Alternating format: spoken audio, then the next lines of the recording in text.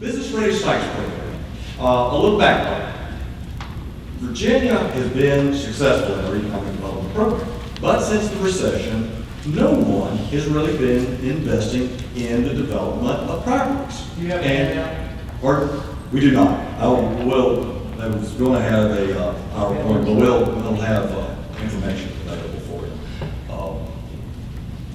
Business Ready Sites Program is to get us product online. You have to have something to sell in order to get those jobs, get that investment, and to be able to grow the economy, both locally, regionally, and state. For 20 years, we've not had to worry about that. We have lost several projects recently because we just do not have the properties. And because of what our competitors are doing, as Chris alluded to, North Carolina has a bill right now where they're looking at, and they hope to pass it, where they're going to be investing $30 million in the state for site development. Tennessee has a $60 million program. Now, it's a workforce and a site development, but no surprise, those go hand in hand, as was mentioned earlier. Georgia has a very strong private sector-led site development. When you go onto the websites and you look at sites available that are 100 acres or 200 acres above, all of our southern competitors, which are generally our strongest competitors, rank in the 20s of the number of sites available. When we did our analysis internally, we found 6, and only 3 of those are truly ready to go. Something that Chris wouldn't throw out and go, these things, they're sites in name only. So that's what this program is about. It was a budget amendment this past legislature. It was through the genesis, really, of Senator Bill Stanley from Southern Virginia. He saw this from the Martinsville area, Patrick County area. He continuously, competing against North Carolina, South Carolina, and so forth, and wanted us to move forward. We, at the same time, had been doing this analysis internally with the VUP and agreed and went to him and said, we have already started the formation of a private sector-led working group to help us develop the parameters for what is truly business ready. Something that Chris or other consultants or engineers would look at, companies would look at and go, I get it. It may not be completely ready to go, but it's quantified. And so this program, not nearly elaborate as Chris's program, but we hope is going to mesh very well. It's a $2 million program. That's big for us because Virginia has not been in site development or building development in many, many years. And it's time that we got back in there because of what you just heard about our competitors. We've broken this program down into 2 phases. Going to kick off July 1.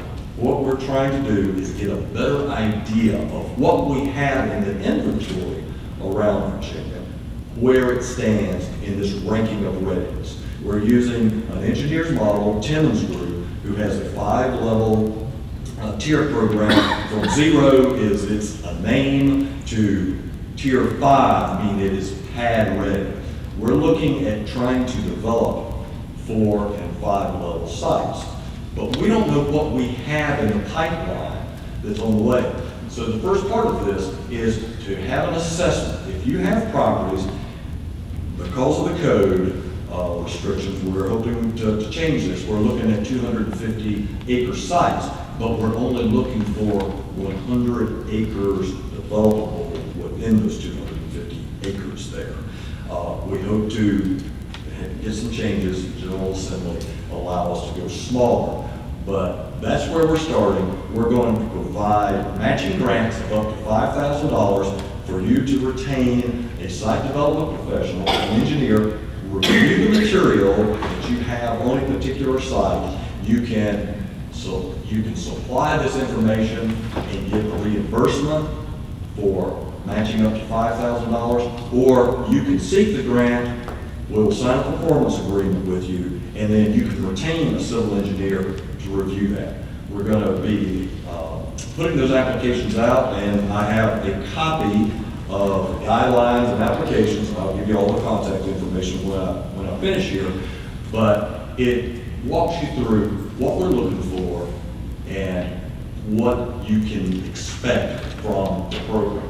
Once we get all of this information in, we're going to, the application process is not onerous. We try to be in your perspective, your seat, and it'll go from July 1 to September 1. We hope to make all the awards by November 1.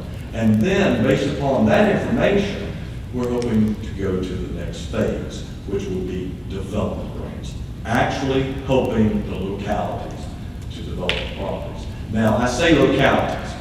Bear in mind, we tried as best as we could to adopt the Go Virginia definition of regions, localities. Basically, if you are a political subdivision of the Commonwealth, you can apply. We are asking that it be the localities that are the applicants, because we want the political will of the Board of Supervisors or a regional commission behind this, because it's going to take a long time. There was a great editorial in the Roanoke paper, fortunately not against BDP this time, but talking about Botetourt. You may have seen Botetourt in the news here recently, and I had toured that science, food science thing. I checked it was still in the building, see it right here. Two major breweries here. Guess when they started to work on Greenfield there? 94.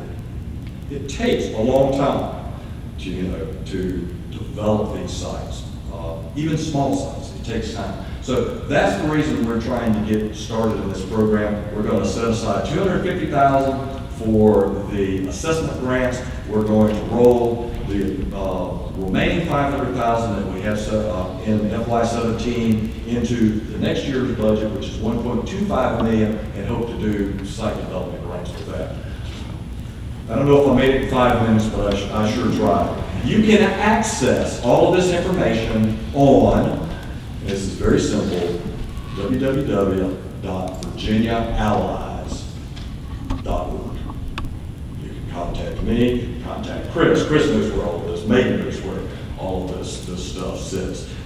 It is fresh off the press. We just uploaded the latest version yesterday. It'll probably be tweaked again. And we're learning as we go along. The good news, I would like to put a shout out to the working group, because this is really just a BDP administered program. We had 3 engineers who dug in deep and helped us with the development of this program. Tim's group, Draper, Aiden, and Dewberry. We had 3 utilities. We had Dominion, we had AEP, and we had ODIP. We had 2 of the gas companies. We had the Tobacco Commission, we had Mid-Atlantic Broadband, we had government involved, we had DEQ, so we really tried to assess what was needed. So, and it's going to be this working group who's going to be reviewing the information that we get. We want the strongest program that we have, so that when Chris comes to us with the project, we can point to stuff that's quantified, remove as much risk as possible, and be in contention so that we can get those jobs and investment rather than some other housing state.